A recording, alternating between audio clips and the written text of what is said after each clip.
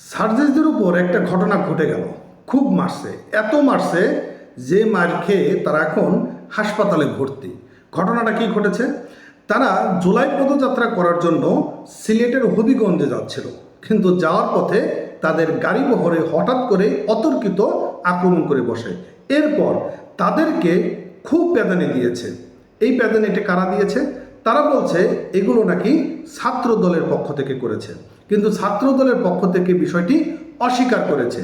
কিন্তু CC footage যে সেখানে দেখা যাচ্ছে যে ছাত্র দলের গেঞ্জি পরা, অর্থাৎ লাল গেঞ্জি পরা একটা ছেলে সেই আক্রমণে উপস্থিত ছিল। এখন হঠাৎ করে তাদের উপর কেন ক্ষিপ্ত হলো? বন্ধুরা, যুগান্তর পত্রিকা একটা নিউজ দিয়েছে, আমরা সেই নিউজটি যদি একটু পড়ি তাহলে আমরা কিছুটা বুঝতে পারবো কি বলছে। দেখেন, হবিগঞ্জে জাতীয় নাগরিক পার্টি এনসিপির জুলাই পদযাত্রা শেষে ছাত্র দলের নেতাকর্মীরা গাড়ি বহরে হামলা করেছেন বলে অভিযোগ উঠেছে। হামলায় এনসিপির উত্তরাঞ্চলের মুখ্য সংগঠক সার্জিস আলম সহ বেশ কয়েকজন আহত হয়েছে বলে জানা গিয়েছে। মঙ্গলবার সন্ধ্যায় শহরের থানার মোড় এলাকায় এই সংঘর্ষটা ঘটে। এই সময় দুই পক্ষের মধ্যে ধাওয়া পাল্টা দেওয়া এবং ইট পাটকেল নিক্ষেপের মতন ঘটনা ঘটেছে। এক পর্যায়ে এনসিপি নেতা নাসিরউদ্দিন পাটোয়ারি ও সার্জিস আলমকে সোনালী ব্যাংকে অবরুদ্ধ করে রাখা হয়। রাত 8টায় তাদের পুলিশ উদ্ধার করে সার্কিট হাউসে নিয়ে যায়।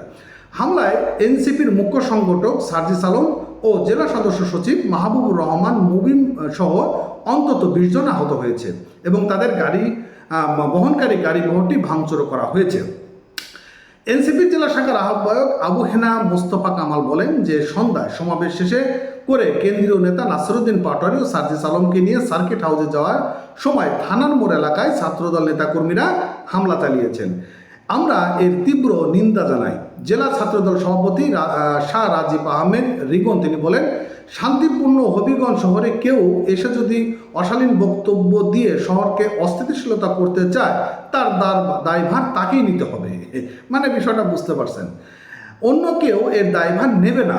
তবে আজকে অপ্রীতিকর একটি ঘটনার আমরা খবর শুনেছি, এর সঙ্গে ছাত্রদল নেতাকর্মীরা কোনোভাবেই সম্পর্ক নেই। শুনেছি কোনো অশালীন বক্তব্যকে ঘিরেই বিক্ষুব্ধ মানুষ ধাওয়া দিয়েছেন। এই ঘটনায় সঙ্গে ছাত্রদল বা বিএনপির কেউ জড়িত নয়। এখন মূলত এই যে সার্জিস হাসনাতরা বা নাসিরউদ্দিন পাটোয়ারি এরা কিন্তু আসলে অশালীন কিছু কথাবার্তা বলে, এর জন্য কিন্তু ওদেরাও অনেকটা দায়ী রয়েছে।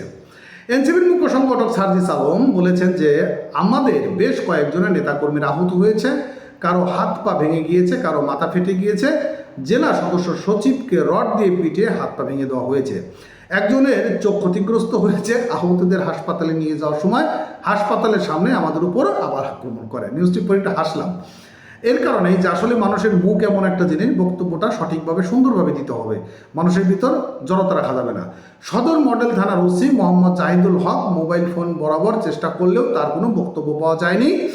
উল্লেখ্য, জুলাই জাগরণ পদযাত্রা 2026 উপলক্ষে জাতীয় নাগরিক পার্টি এনসিপির মুখ্য সমন্বয়ক নাসিরউদ্দিন পাটোয়ারি মুখ্য সংগঠক উত্তরাঞ্চলে সার্জিস আলম মঙ্গলবার হবিগঞ্জ আসেন। সকালে তারা আজমেরীগঞ্জ উপজেলায় সদরে পদযাত্রা কর্মসূচি পালন করেন। এই সময় সংক্ষিপ্ত সমাবেশ শেষ করে এক পর্যায়ে নাসিরউদ্দিন পাটোয়ারি এবং সার্জিস আলম সহ নেতাকর্মীরা সোনালী ব্যাংক শাখার অভ্যন্তরীণে আশ্রয় নেন। পরে তাদের সেখানে অবরুদ্ধ করে রাখা হয়। খবর পেয়ে পুলিশ দীর্ঘ চেষ্টা করে চালিয়ে উত্তেজিত লোকজনকে শান্ত করে রাত 8টায় তাদের উদ্ধার করে নিরাপদ সার্কিট হাউসে নিয়ে যায়।